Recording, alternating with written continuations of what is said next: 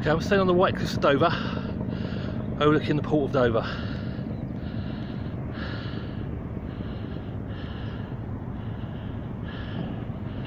On the 20th of April 1918,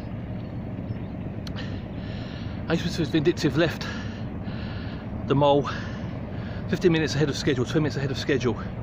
Captain Carpenter ascertained that they achieved the objective of cruising a diversionary assault on the Mole, and the order to withdraw was given.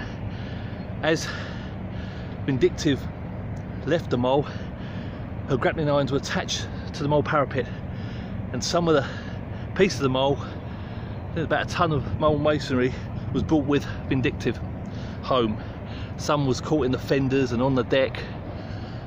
So Vindictive began her 8-hour passage from Zeebrugge, followed by Daffodil and the other emergency ferry boat, the Iris.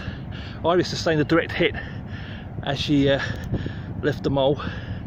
It hit the deck, caused over 50 killed casualties and many wounded. Now as they left the Mole, that was the most vulnerable part as they left the Mole, because some of their superstructure was protected by the parapet. So as they were leaving, they were coming under increased shell fire, but they managed to continue their journey, and as the distant boom of the guns was left at Zeebrugge, they entered darkness of the night, and the journey home was fraught with hazards. There was a risk of hitting German mines that had been laid in the English Channel. There was a risk of encountering German submarines, could torpedo them. There was a risk of meeting German torpedo boats. There's also the risk of other Royal Naval vessels mistaking them as enemy and firing upon them, and resulting in a friendly fire incident. But it was a 70-mile passage across from where we're looking at now, and they arrived, well, Vindictive arrived before 0800 hours, out of the mist. It's just similar to like that ferry, P&O ferries you can see coming into port.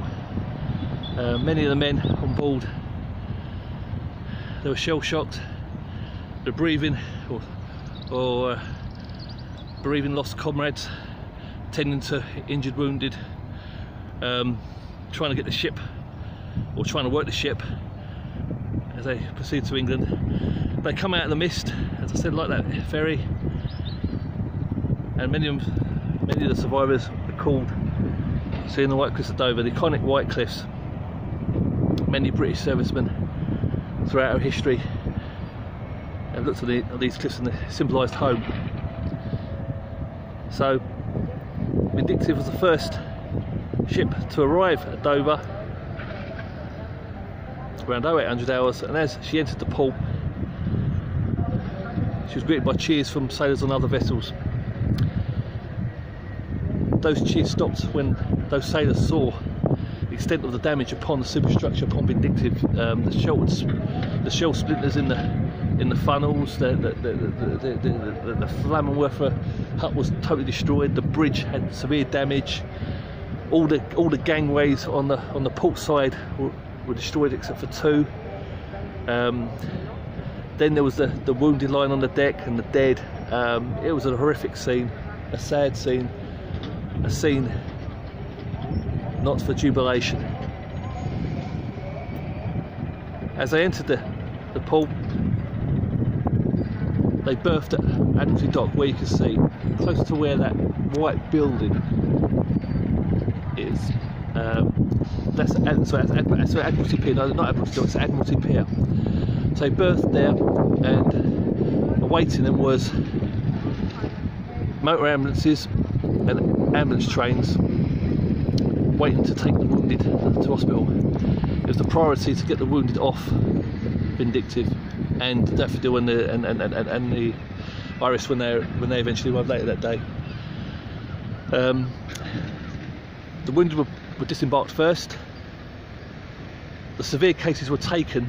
There were 16 severe cases that needed urgent operations, and they were taken to the Western Heights Military Hospital, the Western Heights, which I'm panning onto now, where it's that other white building is, it's above there. That's the Western Heights, and there was a military hospital there. So 16 of the wounded were taken there. A further 171 were boarded onto an ambulance train and took them to Chatham Royal Naval Hospital, where they had their wounds tended. Among them was Able Seaman Mackenzie, who received the Victoria Cross for his assault on the mole. And then there was a further 25 sailors with minor wounds and Royal Marines with minor wounds they taken to Deal Infirmary. After the wounded had been taken off the Vindictive, the grim task of recovering the dead and disembarking their remains, and they were taken to the marketplace in Dover, where relatives decided on where their bereaved sons' fathers were to be buried. Let's just reflect on the Zeebrugge Raid with pan across Dover Harbour.